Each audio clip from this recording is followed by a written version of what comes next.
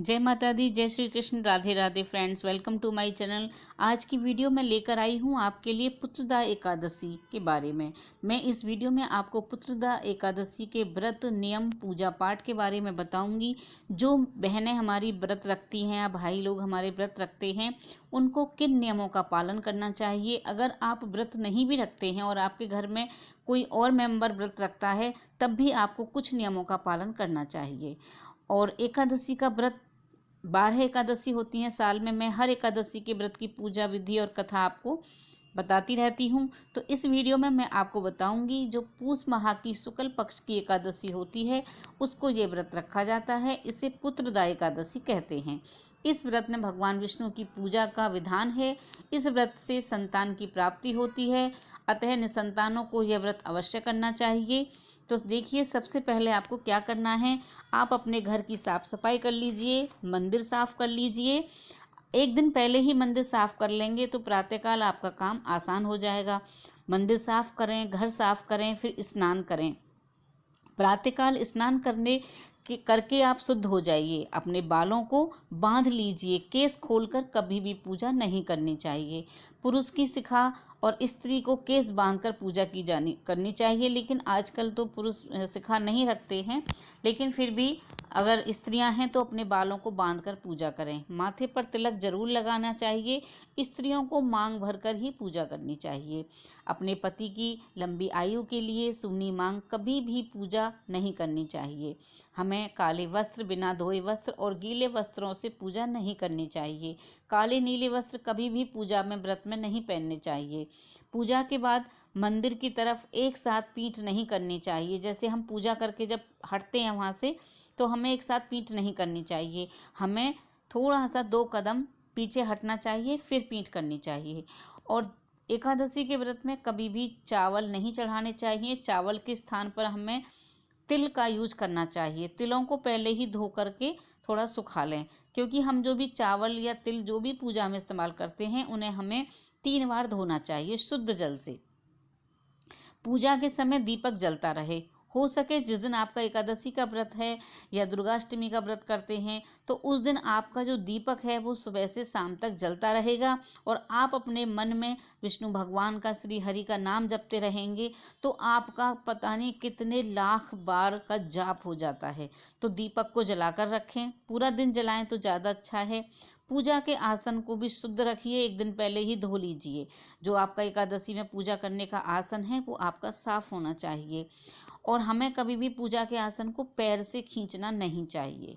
पूजा के समय हमें कभी भी हाथ भी नहीं झाड़ने चाहिए। जब हम एकादशी का व्रत में पूजा में जो भी हम इस्तेमाल करते हैं, हम जैसे भोग लगा रहे हैं, कोई चीज़ हमारे हाथ पे चिपक गई तो हमें हाथों को झाड़ना नहीं चाहिए। और हमें अपने हाथ भी भगवान के सिर के ऊपर कभी नहीं घुमाने चाहिए। पूजा के समय भगवान के सिर के ऊपर अपने हाथ फेरना जो होता है वो वर्जित होता है। और बिना मंत्र के कभी पूजा नहीं करनी चाहिए। आपको कोई मंत्र नहीं आता, कोई भजन नहीं आता, जैसे भगवान जी का कोई भी आपको भजन नहीं आ रहा, मंत्र नहीं आ रहा, तो आप ओम नमो भगवते वासुदेवाय का जाप करते रहें। और पूजा शुरू करने से पहले गणेश गौरी की पूजा जरूर करनी चाहिए। अपने इष्ट देव की पूजा भी करनी चाहिए। जो भी आपके इष्ट देव हैं, जैसे आप दुर्गा माता को मानते हैं, हनुमान जी को मानते हैं, तो उनकी पूजा भी आपको, कोई भी व्रत करें, आप एकादशी का करें, कोई भी करें, तो अपने इष्ट देव की पूजा जरूर करनी चाहिए। और जब हम पूजा करते हैं, एकादशी का व्रत करते हैं, तो हमें जो हम भगवान को भोग अर्पित करते हैं वो ही हमें खाना चाहिए।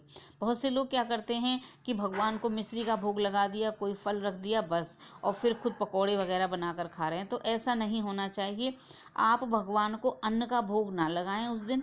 जैसे तिल, अब ये पूस माह की है तो तिल के बने लड्डू आप चढ़ा सकते हैं, तिल से बनी मिठाइयाँ चढ़ा सकते हैं, फल चढ़ा सकते हैं।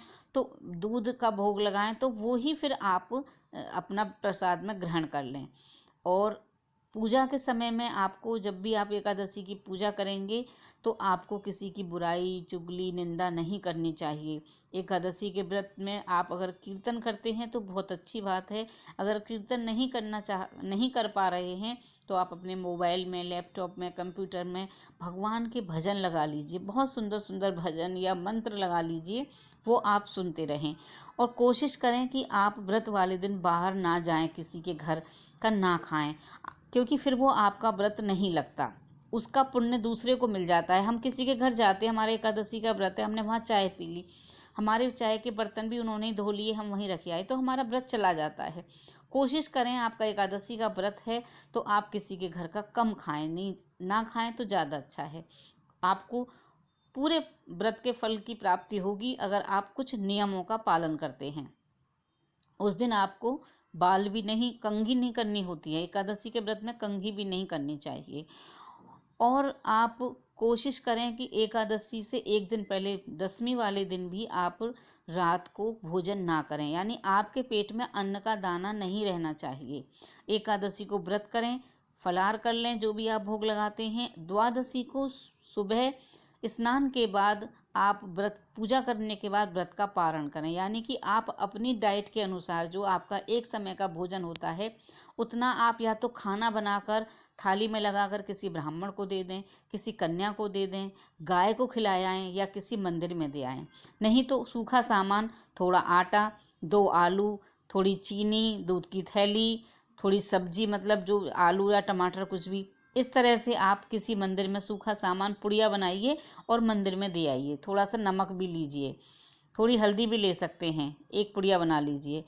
और नहीं तो आप खाना बनाएं, जैसे आप 4 या 5 रोटी की आपकी डाइट है एक समय के भोजन की, तो आप वो गाय को खिला कर आएँ। इस तरह से आप व्रत करें एकादशी का, आपको पूरे फल की प्राप्ति।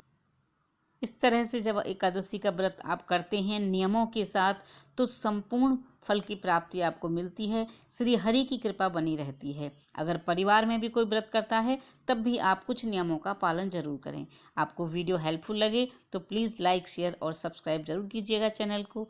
टिल देन, बाय बाय, जय माता दी, जय श्री कृष्ण, राधे राधे फ्रेंड्स।